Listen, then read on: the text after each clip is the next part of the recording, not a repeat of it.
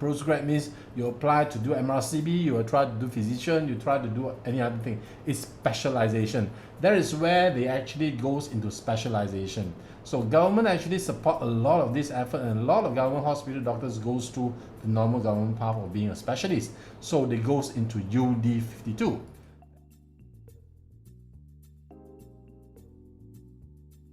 There are two different sectors of settings in Malaysia. I'm talking about Malaysia only. If you're from overseas, I'm so sorry, I do not understand how you work overseas, in England or whatever. But I'm talking about Malaysia only. If you're a medical doctor in Malaysia, there are basically two settings. Government settings, you know very well, because you're forced to go through it, and the private settings. So these two distinct settings actually complement each other. The government will take care of people who doesn't have a medical card or who can only afford the basic medical care. So government is taking care of probably 80-90% of the whole market. They are the main medical provider of the country, and I salute the government doctors. Why? My wife is a government doctor. She doesn't want to go private. So I respect her, no problem. I totally respect her decision, because she has the heart of serving the people. The private doctors are the ones that comes up private and works in an array of private hospitals. If you're a doctor, you understand this. If you are not, you can listen to me stop telling stories. To serve all private doctors and in all other settings. So I'm going to talk to these two groups of medical professionals only today. I'm not talking about nurses. I'm not talking about medical support staffs. I'm not talking about any other thing. I'm just talking to now government doctors and private medical doctors, right? So let me just click this. So now medical doctors, let's look at the government settings, how that actually it works. Because my wife is a doctor, so she gave me some information how the private, I knew this all this while anyway. I've been talking to all her friends and all that. So the government doctors has a very different what we call promotional path, right? Every doctor in Malaysia have to go through government. To be frank, let me just repeat that. Every doctors in Malaysia have to go through government. If you agree with me, all the government doctors, please put number one for me to see, right? If you agree with me. Okay? So, so every government doctors needs to go through this, right? They either go through number one through the housemanship. This is where they graduate and enter into government practice, where you start your houseman. It's called the labor house. It's called the houseman because you are right at the bottom. You work your shit out, Basically, you work your rounds, you work your everything. You are the labor, the coolie of the whole ranks, right? But you learn the most during the houseman years, because that's where you pick up all your experience, pick up everything. So it starts with what we call a UD 41, right? Then they promote to become a medical officer, UD 44. After their housemanship, they finish 6 different what do you call this, different sector of specialty. Generally, they went through that.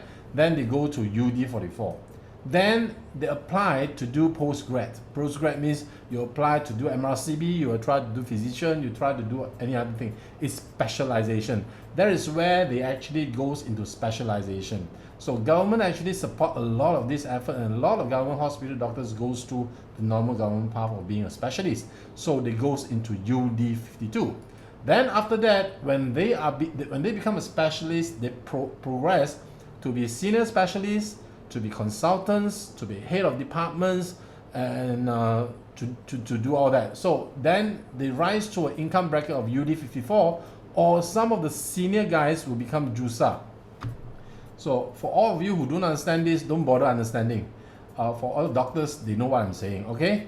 Then after that, you become directors of hospital, or you go ahead and serve the ministries to be ministry professionals, like now the Dato Sri Noor Hisham, the most famous doctor in Malaysia.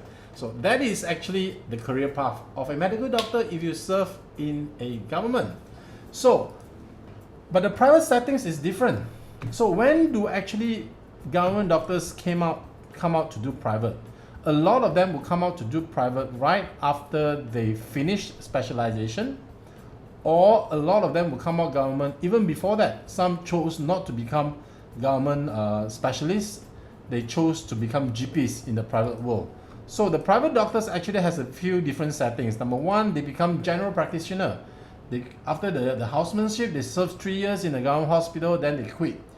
And they resign and they become what we call general practitioner. All right, so GPs. So all the GP clinics you see, all the GPs, those are GPs. So general practitioner, they are not specialists, they see everything. They see skin, they see lung, they see asthma, they see cough and cold, Panadol, whatever. So those are GPs. But GPs are very important in Malaysia because they are the first level of defense on everything.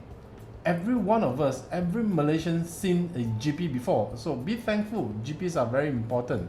Number two, they serve the private medical doctors, serve the private medical hospital as medical officers, or they become specialists. One, they become specialists in the government hospital, they leave and they become specialists in the private hospital.